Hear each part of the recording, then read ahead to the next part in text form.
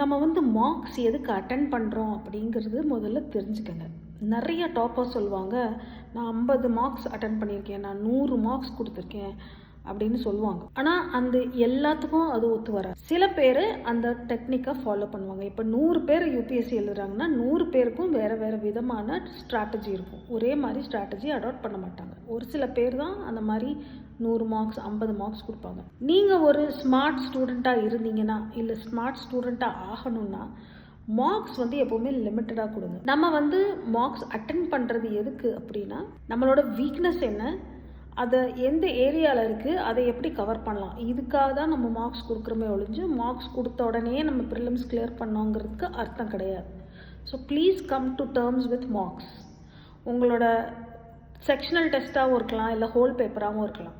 நீங்கள் 10 மார்க்ஸ் கொடுத்தீங்க அப்படின்னா ஒரு மார்க் டெஸ்ட்டில் 100 கொஸ்டின்ஸ் இருக்குது. 10 மார்க்ஸ் கொடுத்தீங்கன்னா 1000 கொஸ்டின்ஸ் நீங்கள் அட்டன் பண்ணியிருக்கீங்கன்னு அர்த்தம்.